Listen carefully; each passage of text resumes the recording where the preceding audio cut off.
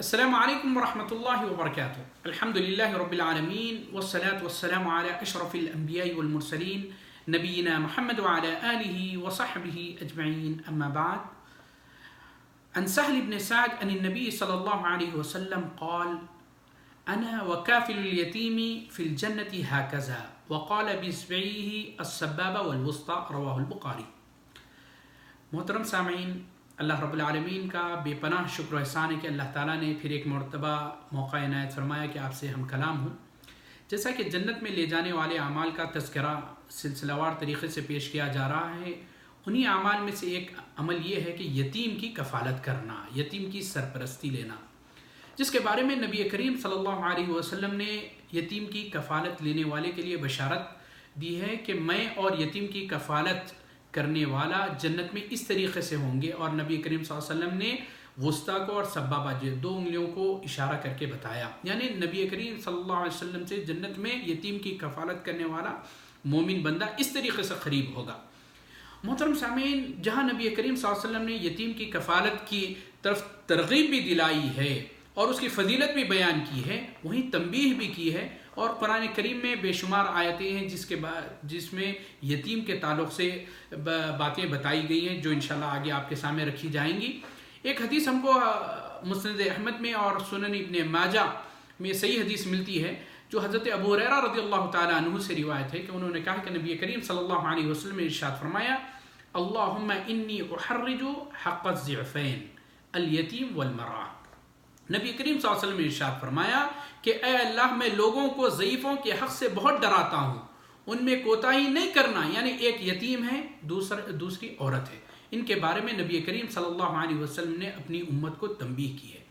محترم سامعین، یتیم کس کو کہتے ہیں؟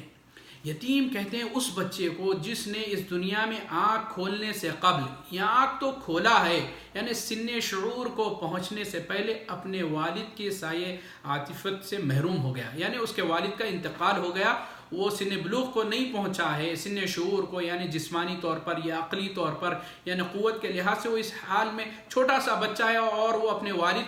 اس کے وفات پا چکے ہوں، یا وہ بچہ جو ابھی پیدا نہیں ہوا اس کے والد کا انتقال ہو گیا، اس کو یتیم کہتے ہیں. اس کے تعلق سے ہم کو کیونکہ دین اسلام نے کافی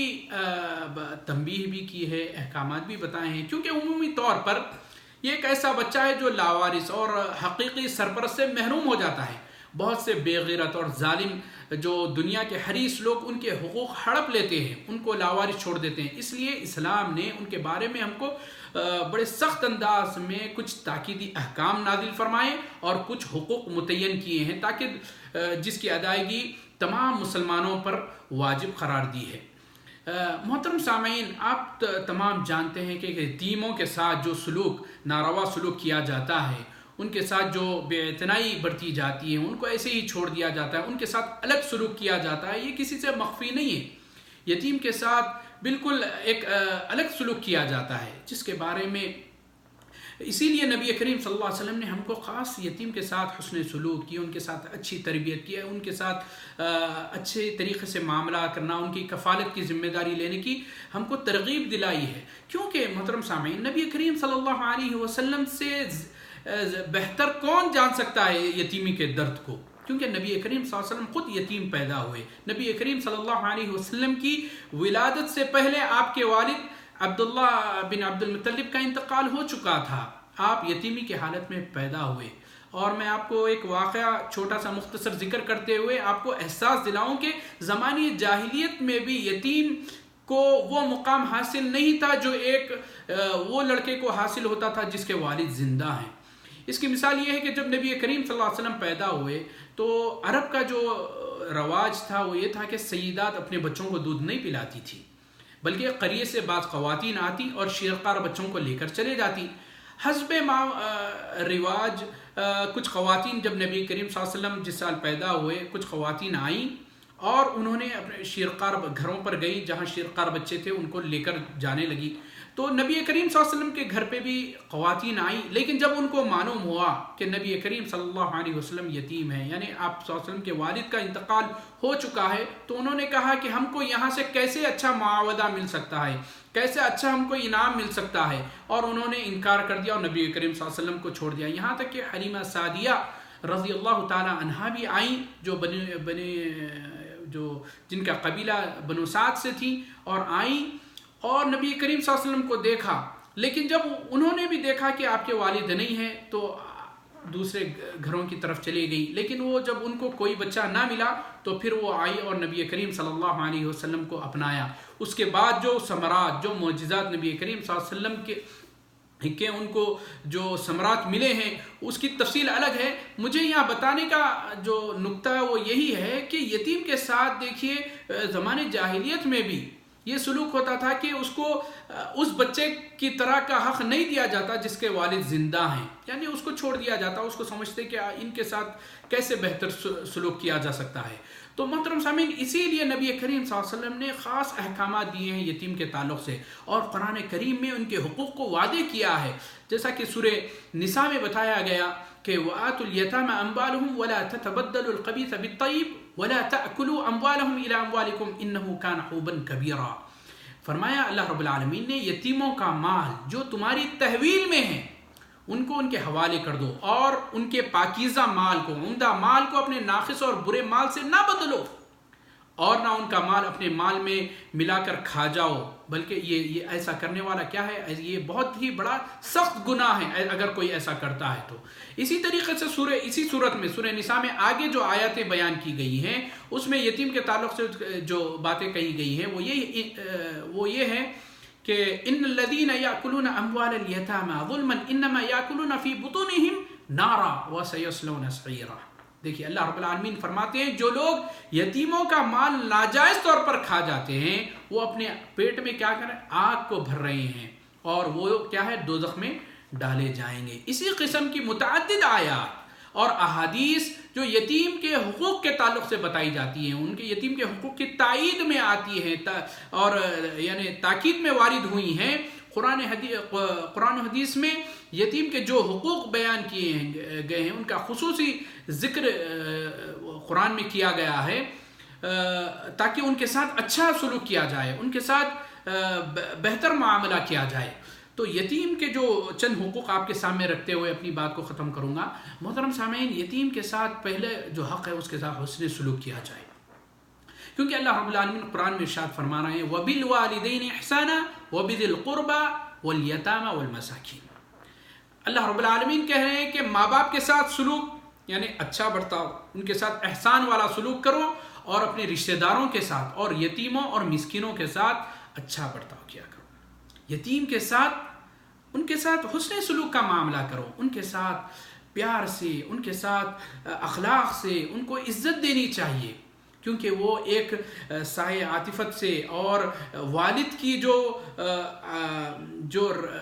شفقت ہوتی ہے اس سے وہ لوگ محروم ہو چکے ہیں، ان کو دھتکارا نہیں ہے۔ اسی لیے سورہ ضحیٰ میں کیا ارشاد فرمایا گیا اللہ رب العالمین کی طرف سے فَأَمَّا الْيَتِيمَ فَلَا تَقْهَرْ، بس یتیم جو ہے ان کے ساتھ سختی مت کیا کرو، یتیم کے ساتھ سختی مت کیا کرو۔ نبی کریم صلی اللہ علیہ وسلم نے ارشاد فرمایا کہ ایک حدیث جو مسند احمد میں آتی ہے، جس کسی نے یتیم بچی ہو یا بچے کے ساتھ احسان کے ساتھ پیش آیا وہ جنت میں اس طریقے سے ہوں گے۔ نبی کریم صلی اللہ علیہ وسلم نے ارشاد فرمایا جہاں دیکھ کفالت یتیم کے ساتھ کا وہی معاملہ ہے، اور اسی طریقے سے احسان جو کرتا ہے یتیم کے ساتھ، اچھا برتاؤ کرتا ہے، حسن سلوک کرتا ہے، نبی کریم صلی اللہ علیہ وسلم فرمانے وہ میرے ساتھ اس طریقے سے ہوگا۔ تو ان کو چاہیے کہ ہم یتیم کے ساتھ جو اگر ہم کوئی ہمارے معاشرے میں یتیم ہیں تو ان کے پاس جائیں، ان کے ساتھ اچھے اخلاق سے پیش آئیں، نرمی سے بات کریں، ان کی ضروریات کو پورا کریں، کیونکہ محبت جو بچہ والد کے محبت اور شفقت سے محروم ہو جاتا ہے اور تو وہ زیادہ پیار کا، زیادہ محبت کا وہ حقدار ہوتا ہے۔ تو ہم تمام مسلمانوں کو چاہیے کہ ہم پیار سے، محبت سے، حسن سلوک کے ساتھ اس کے ساتھ پیش آئیں۔ بڑا ہی وہی بدبخت انسان ہوگا جو یتیم کے ساتھ بڑا ہی برا برتاؤ کرتا ہوگا اور جو اس کے ساتھ برا سلوک کرتا ہوگا۔ سورہ معون میں اللہ رب العالمین ارشاد فرما رہے ہیں ارأیت الذی یکذب بالدین، بھلا آپ اس شخص کو نہیں دیکھا جو یوم جزا کو جھٹلاتا ہے، فذلک الذی یدعو الیتیم، اور وہ بڑا ہی بدبخت شخص ہے جو یتیم کو دھکے دیتا ہے، یتیم کو دھکے دیتا ہے۔ تو ہم کو چاہیے کہ یتیم کے ساتھ بڑا ہی اچھا سلوک کریں۔ نبی کریم صلی اللہ علیہ وسلم کے سامنے ایک صحابی آتے ہیں اور کہتے ہیں اللہ کے رسول میرا دل بڑا ہی سخت ہے، اپنے دل کی سختی بیان کرتے ہیں۔ تو نبی کریم صلی اللہ علیہ وسلم نے ارشاد فرمایا اگر تم اس بیماری سے نجات حاصل کرنا چاہتے ہو تو یتیم کے سر پر شفقت محبت کا ہاتھ پھیرو اور مسکینوں کو کیا ہے کھانا کھلاؤ، مسکینوں کو کھانا کھلاؤ۔ یہ حدیث مسند احمد میں امام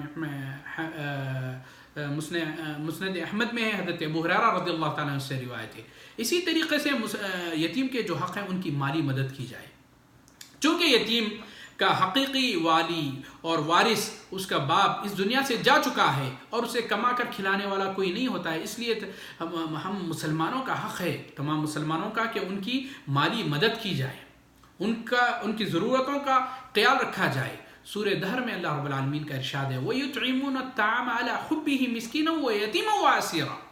کہ باوجود اس کے کہ وہ خود طعام کی، کھانے کی، غذا کی خواہش اور حاجت رکھتے کے باوجود وہ کیا کرتے ہیں مسکینوں کو، یتیموں کو کھانا کھلاتے ہیں، فقیروں کو کھانا کھلاتے ہیں۔ تو یہ اہل ایمان کا وصف بتایا گیا ہے کہ وہ ان کے ساتھ اچھا سلوک کرتے ہیں اور ان کی ضروریات کو پورا کرتے ہیں۔ چوتھی بات یہ ہے کہ ان کے معاشی تحفظ کیا جائے۔ معاشی تحفظ سے مراد یہ ہے کہ اگر ان کے باپ کی طرف سے متروکہ کوئی جائیداد، کوئی وراثت میں ان کو ملی ہے تو اس مال کی حفاظت کی جائے یہاں تک کہ وہ بالغ ہو جائیں، سن رشد کو پہنچ جائیں، اور ان کے مال کی ایسی ہی حفاظت کی جائے جیسا کہ اپنے مال کی ہم حفاظت کرتے ہیں۔ ان کے مال کو ضائع ہونے سے بچانا چاہیے، ان کو بلا وجہ ان کے مال کو ادھر ادھر لگا کر خرچ نہیں کرنا چاہیے۔ اس بارے میں اللہ رب العالمین کا ارشاد ہے کہ اللہ رب العالمین کیا فرمائے وَلَا تَقْرَبُوا مَالَ الْيَتِيمِ إِلَّا بِالَّتِي هِيَ أَحْسَنُ حَتَّى يَبْلُغَ أَشُدَّهُ، کہ اور یتیم کے مال کے پاس بھی نہ جانا مگر اچھے طریقے کے ساتھ، پسندیدہ طریقے کے ساتھ، یہاں تک کہ وہ کیا ہے سنے بلوغ کو پہنچ جائیں، سنے رشد کو، جوانی کی عمر کو پہنچ جائیں۔ دوسری جگہ اللہ رب العالمین ارشاد فرمانا ہے وَابْتَلُوا الْيَتَامَى حَتَّى إِذَا بَلَغُوا النِّكَاحَ فَإِنْ آنَسْتُم مِّنْهُمْ رُشْدًا فَادْفَعُوا إِلَيْهِمْ أَمْوَالَهُمْ وَلَا تَأْكُلُوهَا إِسْرَافًا وَبِدَارًا أَن يَكْبَرُوا وَمَنْ كَانَ غَنِيًّا فَلْيَسْتَعْفِفْ وَمَنْ كَانَ فَقِيرًا فَلْيَأْكُلْ بِالْمَعْرُوفِ فَإِذَا دَفَعْتُمْ إِلَيْهِمْ أَمْوَالَهُمْ فَأَشْهِدُوا عَلَيْهِمْ وَكَفَىٰ بِاللَّهِ حَسِيبًا۔ اللہ رب العالمین ارشاد فرمانے کہ یتیموں کو ان کے بڑے یعنی اور بالغ ہونے تک سدھارتے رہو، آزماتے رہو، پھر اگر ان کی ہوشیاری یعنی حسن تدبیر کو دیکھو ان کا، اور انہیں ان کے مال جب بڑے ہو جائیں تو ان کا مال ان کو سونپ دو، اور ان کے بڑے ہو جانے کے ڈر سے ان کے مال کو جلدی یعنی فضول خرچیوں میں ضائع مت کر دو، تباہ مت کر دو، اور مالداروں کو چاہیے کہ وہ ان کے مال سے دور رہیں، بچتے رہیں۔ ہاں مسکین و محتاج ہیں تو دستور کے مطابق جو قانون ہے اس کے مطابق واجبی طور پر وہ استعمال کر سکتے ہیں، کھا سکتے ہیں، پھر جب ان کے مال ان کو دے دو تو کیا کرو گواہ بنا دو، کیونکہ اللہ رب العالمین دراصل حساب لینے والا تو اللہ رب العالمین ہے۔ تو ان کے مال کے تعلق سے ان کی حفاظت کی جائے تاکہ وہ بڑے ہو کر جو مال ان کے والد سے وراثت میں ملا ہے اس کو اچھے طریقے سے وہ استعمال کر سکیں، ان کو ہنر بھی سکھایا جائے، ان کی تربیت کی جائے۔ اور جو پانچواں حقوق وہ یہی ہے کہ ان کی تعلیم و تربیت کی جائے، ان کے ساتھ حسن سلوک اور محبت کا حق اس وقت تک ادا نہیں ہو سکتا جب تک کہ ان کی صحیح تعلیم و تربیت کا اہتمام نہ کیا جائے۔ ان کے ساتھ ان کو اچھے سے اچھی تعلیم دلائیں۔ جس طریقے سے ہم اپنی اولاد کے لیے اپنے مستقبل کے تعلق سے فکر مند ہوتے ہیں، یتیم کے تعلق سے بھی ہم کو فکر مند ہونا چاہیے۔ جس طریقے سے ہم اپنی اولاد کو اچھی تعلیم دلاتے ہیں اسی طریقے سے ہم کو چاہیے کہ ہم یتیم جو ہیں ان کی بھی اچھی تعلیم و تربیت کا اہتمام کرنا چاہیے۔ ہم کو حضرت عبد الرحمن ابن بن ابزی رضی اللہ عنہ نامی ایک صحابی ہیں جو بیان کرتے ہیں کہ حضرت داؤد علیہ السلام کی ایک وصیت ہے کہ یتیم کے ساتھ شفقت اور رحمت والے باپ کی طرح معاملہ رکھو، یعنی جس طریقے سے ہم اپنی اولاد کے بارے میں سوچتے ہیں اس طریقے سے ہم یتیم بچوں کے لیے بھی سوچیں۔ اس کو امام بخاری نے ادب المفرد میں اس روایت کو نقل کیا ہے۔ جب انہیں تربیت کا جب معاملہ آتا ہے تو ہو سکتا ہے آپ کو کبھی ڈرانے کی ضرورت پیش آئے، ڈانٹنے کی ضرورت پائے، ہو سکا تو آپ کو کبھی کبھی ہاتھ اٹھانے کی بھی ضرورت آئے ادب سکھانے کے لیے. تو ہم کو اس بارے میں حضرت عائشہ رضی اللہ تعالیٰ عنہ سے ایک روایت ملتی ہے کہ انہوں نے کہا کہ یتیم کو ادب سکھانا اگر ہو، اتنا مارو کہ وہ تربیت ہو سکے. اتنا نہیں یتیم کا بچہ ہے، جس طریقے سے بعض واقعات سننے میں ملتے ہیں دارالایتام وغیرہ میں کہ بچوں کو اس طریقے سے مارتے ہیں کہ کوئی ان کا پرسان حال نہیں ہے، ان کے ساتھ ایسا سلوک کرتے ہیں یہ تو بن ماں باپ کے بچے ہیں، ان کے ساتھ جیسا چاہے سلوک کیا جائے. اپنے سلوک جب جیسا اپنے بچے کو تربیت کرتے ہیں، کبھی غصہ کبھی ڈانٹ ڈپٹ کا معاملہ آتا ہے تو کس طریقے سے ہم اپنی اولاد کے ساتھ معاملہ کرتے ہیں اس طریقے سے، بلکہ اس سے زیادہ رحم کا معاملہ کریں. ہم کو یہاں دیکھنے کو یہ ملتا ہے کہ حضرت ابو طالب نے نبی کریم صلی اللہ علیہ وسلم کی، جب عبد المطلب کا انتقال ہو گیا تو ابو طالب نے نبی کریم صلی اللہ علیہ وسلم کی بہترین تربیت کی ہے. اور بتایا جاتا ہے کہ اپنے بچوں سے بھی زیادہ نبی کریم صلی اللہ علیہ وسلم کے ساتھ وہ شفقت والا معاملہ کرتے تھے. یہ معاملہ بس بڑے ہونے کے ساتھ ختم نہیں ہوا، بلکہ آپ کی زندگی بھر حضرت ابو طالب نے نبی کریم صلی اللہ علیہ وسلم کے ساتھ نرم گوشہ رکھا، شفقت کا معاملہ کیا اور نبی کریم صلی اللہ علیہ وسلم کے دین کی ہر ممکن مدد کی. لیکن اسلام قبول نہیں کر سکے، لیکن انہوں نے دین کے نبی کریم صلی اللہ علیہ وسلم کی ہر ممکن مدد کی. نبی کریم صلی اللہ علیہ وسلم اور کفار قریش کے سامنے ایک آہنی دیوار بن کے کھڑے رہے جب تک وہ زندہ تھے. کوئی کفار نے نبی کریم صلی اللہ علیہ وسلم کو اذیت دینے کی، جسمانی اذیت دینے کی کوشش نہیں کی. تو محترم سامعین، تو یہ باتیں ہم کو بتاتی ہیں کہ ہم کو یتیم کے ساتھ اچھا سلوک کرنا چاہیے. اس کے بڑا اجر و ثواب ہے. اللہ تعالیٰ سے دعا ہے کہ اللہ تعالیٰ ہم تمام کو یتیم کی کفالت کرنے کی توفیق دے اور اس کے ساتھ اچھا برتاؤ کرنے، جو معاشرے کے جو یتیم بچے ہیں ان کے ساتھ حسن سلوک کرنے، ان کی اچھی تربیت کرنے اور ان کے ساتھ اچھا سلوک کرنے کی اللہ رب العالمین توفیق دے. اور اللہ تعالیٰ ہم تمام کے تمام گناہوں کو معاف فرمائیں. اللہ تعالیٰ ہمارے ہر نیک اعمال کو قبول فرما لے اور اخلاص ہم کو عطا فرمائیں اور جنت الفردوس ہمارا ٹھکانہ بنائیں. والسلام علیکم ورحمۃ اللہ وبرکاتہ.